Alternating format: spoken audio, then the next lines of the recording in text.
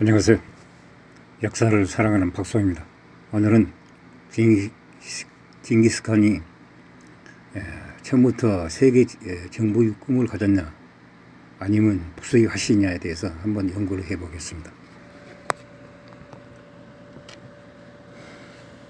징기스칸의 본명은 태무진입니다. 그의 아버지는 에스게입니다. 태무진은 유년 시절에 대한 기록은 자세하지 않으나 강력한 동명 세력의 후원을 받은 태무진이었습니다. 자신의 군대를 이끌고 메르키티족을 패배시켰습니다. 또한 장래에 자신을 반역할 기미가 있는 부족들을 모두 초타시켜버렸습니다. 그 패배에 적을 남겨놓은 경우가 절대 없었으며 1200년에 이르러 태무진은 스텝 지역의 패제가 되어버렸습니다. 1206년 오동강변에서 열린 회의에서 태무진은 칸에 올랐으며 1206년 몽골의 세계 역사의 전점이 되는 해가 되었습니다. 징기스칸은 군사적으로 탁월한 재능을 가지고 있었으며 급속하게 변한 외부 환경에 잘 적응해 나갔다고 합니다. 마침내 북경을 포위한 금을 정복한 후 몽골족은 인근 여러 나라를 휩쓸어 버렸습니다. 1226년 서하라를 상대로 마지막 전쟁에 나설 때까지 더 이상 전쟁은 벌이지 않는 상태였습니다. 징기스칸은 유목민족이었던 몽골을 통일하고 칸에 올라 몽골 영토를 중국 대륙에서부터 아드리아 해까지 확장시켜 나갔습니다. 역사상 가장 유명한 정복왕 가운데 하나이며 유목 부족들로 분산되어 있던 몽골을 통일하고 칸에 올라 몽골의 영토를 중국에서 아드리아까지 확산시킨 것은 대단한 업적입니다. 스텝 지역 유목민들의 탄압과 분열은 중국 왕조 혁명성서에 따라 결정되었습니다. 유목민들은 세력이 강성할 때 결단적인 지도자를 옹립하여 다른 유목민 부족들을 복속시켜 나갔습니다. 그 후 중국 왕조가 3명을 걷고 있으며 당시 토고르는 몽골 지역 안에서 가장 강대한 통치자였습니다. 태무진은 결혼 기념물로 받은 무표를 토고르에게 선물했고 반면으로 토고르는 태무진의 흩어진 부족민들을 모아주겠다고 약속하였습니다. 그 후 토고르는 태무진에게 2만 명의 병력을 제공하고 태무진의 어릴 적 친구인 자무카도 설득시켜 병력을 제공하게 함으로써 그 약속을 지켜나갔습니다. 태무진이 일가에 궁핍한 이웃 부족의 왕이 제공한 대규모 병력은 상반된 이기 때문에 사실 여부가 의심스러우나 몽골 비사에 나오는 이야기를 그대로 인정할 것입니다. 강력한 동명 세력 후원을 받은 태무진은 자신의 군대를 이끌고 메르키티족을 패배시켜버렸습니다. 또한 장래에 자신을 반역할 기미가 있는 부족을 초타시킨 전략을 세워나갔습니다. 그 배후에 태무진은 토고르를 패배시킨 뒤 게르티족을 모두 병졸 노예로 삼아버렸습니다. 태무진은 재앙의 중심이 될 수 있는 옛 정적 귀족들을 하나도 살려두지 않았습니다. 그 이유는 첫째, 이들이 군대를 빼앗아 자신의 군대로 삼고, 둘째, 몽골 제국의 분열을 가져온 소속 부족 안에서 충성심을 분시하고, 셋째, 모든 유목민 부족을 통일하여 태무진의 가문에만 충성을 바치도록 한다는 계산이었습니다. 1206년 모든 스텝 지역을 통치하는 황제로 수되었을 때 그는 수천 명에 달하는 비복속 부족의 사람들과 그 지역을 자신의 친인척 동들에게 나누어 벌하게 하였습니다. 그래야 기존 부족 가문의 조직된 형태를 바꾸고 봉건제도 유사한 조직을 만들어 버렸습니다. 메르키티족을 패배시킨 이래 태무진은 스텝 지역의 최고 실력자가 되는 목표로 세워나갔습니다. 부족의 지도자들은 태무진의 주위에 몰려들기 시작하였으며 12세기 말에 이르자 그들 지도자 가운데 일본 태무진을 몽골족의 칸으로 옹립하고자 제의하였습니다. 또한 그 지도자들은 전쟁과 수업에서 태무진에게 충성을 바칠 것을 맹세하였습니다. 그러나 그들이 내놓은 조건을 보며 태무진에게 믿음직스러운 장수가 되어달라는 것이었지 그들을 지배하는 군왕이 되어달라는 것은 아니었다고 합니다. 그들이 실제로 일부 부족의 지도자들은 그를 배신하였으며 그 당시만 하더라도 태무진은 세력이 미약한 족장에 불과하였습니다. 당시 중국 북부를 통치하고 있던 금나라의 황제는 태무지를 중요하지 않게 생각하였으며 유목민들 사이의 분열을 전향하여 변방의 평화를 유지했던 금은 가끔씩 변방 정책을 받고 동맹 세력인 타타라족을 공격하였습니다. 또한 타고리들과 함께 태무지는 그 기회를 이용하여 타타라족의 벼를 공격하여 나갔습니다. 금나라 황제는 타고리에게 왕이라는 칭호를 내렸으며 태무지에게는 그보다 낮은 칭호를 내렸다고 합니다. 실제로 그 후 몇 년 동안 금은 태무지의 존재를 전혀 위협적으로 생각하지 않았다고 합니다.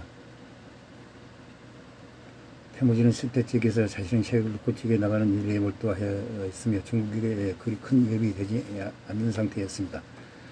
태무지는 조직적으로 모든 정적들을 제거하는 작업에 착수하였으며 친구이며 오랜 동료였던 전무카가 조직한 여러 세력의 연합을 그에게 패배를 거듭하여 그 존재가 없어졌으며 타타르족을 몰살시켰습니다. 토고르는 전무카와 설득과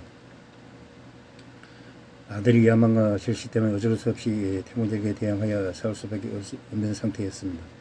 결국 토고르가 게레이티족은 모두 전멸하였으며 서부 지역의 나이만족 통치자는 몽골족의 강력한 세력의 드럼을 느끼고 태무카와 합동으로 연합 세력을 형성하였습니다. 나이만 왕국은 없어져 버렸습니다. 한편 변력이 심한 자무카는 마지막 순간에 나이만족 왕을 배신하였으며 이 같은 전쟁은 1200년대 초반에 벌어졌습니다.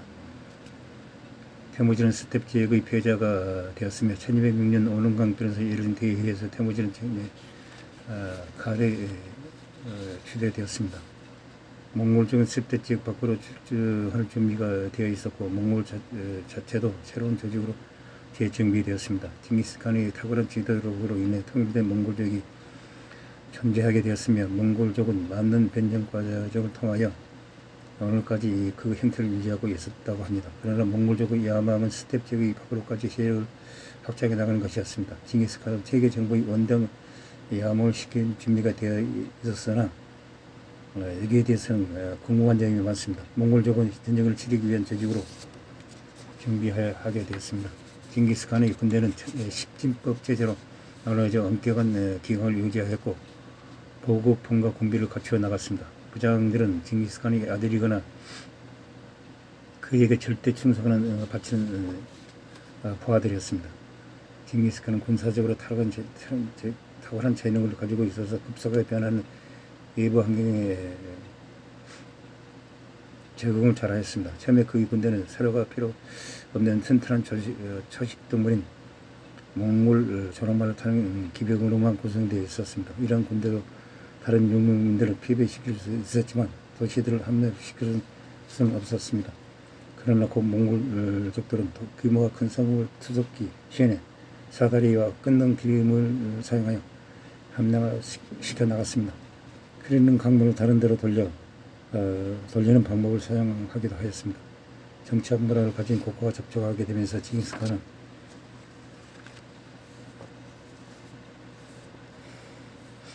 변방 지역의 국가인 사와의 싸움을 벌여 승리를 거두었습니다. 부디 중국 북부의 완전한 장악은 부장이 목할력에 맡겼으며 징기스칸은 중국에서 더 나아가 하라임 사이 정반에 나섰습니다. 그 전쟁 칸의 보호를 받고 있던 한 123 대성을 몰살시킨 오트라르 시의 지사 때문에 촉발됐는데 하라짐 왕은 이에 대한 보상을 거부하였습니다. 하라짐 샤와의 전쟁은 조만간 벌어지게 되어 있었지만 이제 더 이상 그 전쟁의 임기를 할 수 없게끔 촉박한 상태였습니다. 이 전쟁에서 몽골족은 끔찍한 야만적 행동을 사용하여 이그만족이라는 악명을 얻게 되었습니다. 몽골족은 모든 도시를 휩쓸고 주민들을 몰살시켜버렸습니다. 무지한 행동을 하였습니다. 몽골족이 앞장에 노력하도록 강요하였습니다.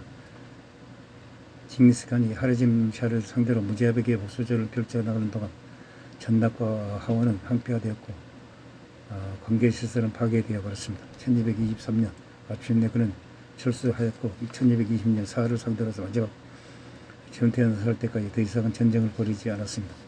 여러 가지 근거들을 정하여 판단해 볼 때 징기스칸은 단면적으로 성품을 가지고 있었으며 그는 뛰어난 체력과 강한 목표의식, 강철 같은 의지를 가지고 있었습니다. 그는 고집이 센 사람이 아니었기 때문에 주위 사람들의 조언을 잘 들었다고 합니다. 아무리 속이 되겠지만 사소한 일에는 신경 쓰지 않는 대부분을 가지고 있었습니다. 상관을 배신하는 적수들은 징기스칸으로부터 차관 대접을 받았지만 동시에 그는 그들이 배신을 이용할 줄도 알아는 권모가 있었습니다. 그런 종교적 신앙이 강하였습니다. 신이 자신에게 내려진 신성한 사명을 늘 의식했고 이의 순간마다 몽골족의 최고의 신에게 깊은 경배를 올렸다고 합니다. 그가 군사적으로 성공을 거둘 수 있었던 것은 조직 기강, 기동성, 무자비한 목적의식 등이 근본적인 바탕이 되었습니다. 특히 피정민을 무자비하게 학살하고 약탈을 자행하는 것이 그가 정기적으로 사용한 무기였습니다. 성읍들에게 항복을 요구하고 그 요구에 응하지 않는 주민들을 무자하게 죽였습니다. 일종의 심리전이었다고 하지만 그가 사용한 방법이 20세기에 저질러진 학살에 비교할 만큼 잔인하였습니다.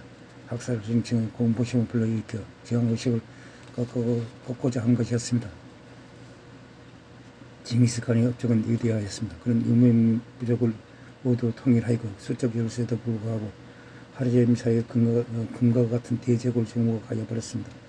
그렇게 하면서도 자신의 부족들은 피폐시키지 않았습니다. 그의 아들 오고타이를 후계자로 선언하였고 다른 아들들 오고타이의 말에 따르도록 세심한 배를 할 정도였습니다. 오고타이에게 강성 군대와 국가를 물려주었습니다. 징기스칸이 죽었을 때 베징에서부터 카스피에 이르는 광대한 제기 몽골 제국의 영토에 복속되었고 그 부장들은 페르시아와 러시아를 침공하였습니다. 또한 그의 후계자들은 중국, 페르시아, 러시아 대부분 지역까지 세력을 판도를 넓혀 나갔습니다. 그들은 징기스칸이 미처 생각하지 못했던 그들이 전복 지역을 잘 조직된 제국으로 개판한 일을 실행해 나갔습니다. 징기스칸은 파괴와 약탈을 장려하였으나 그가 벌린 정복전은 몽골 제국의 출현을 처음으로 열렸다는 점에서 의미가 큽니다. 몽골 제국은 중세와 현대를 통틀어 가장 큰 영토를 이룬 제국이었습니다. 우리가 여기서 징기스칸이 대정복자냐 아니면 처음부터 세계 제국을 꿈꾸었냐 아니면 단순한 복수의 화신이었냐 여기서 깊이 생각해 볼 이유가 있습니다. 그는 처음부터 세계 제국의 꿈을 가진 자가 아니었다고 생각합니다. 하레즘이라고 하지만 호라즘이라고도 합니다. 호라즘이 배신을 하자 그 복수의 화신이 되어가지고 세계까지 진출하였습니다만은 그는 처음부터 세계 제국을 꿈꾸는 정복자라기보다는 복수의 화신 그런 이제 호라즘을 정복하고 나서 돌아온 길에 사하가 배신했다고 하여 사하를 공격하다 죽었습니다. 그 후에 오고타이 쿠벨알 칸이 남성을 정벌하고 고려를 복속시키고 대제국을 이뤘습니다. 단지 징기스칸은 복수의 화신이 아니었냐 그렇게 생각해 봅니다만 여러분 생각은 어떻습니까? 이상 징기스칸에 대해서 얘기를 나눠봤습니다. 항시 부족함을 느낍니다. 양해 부탁드립니다. 감사합니다.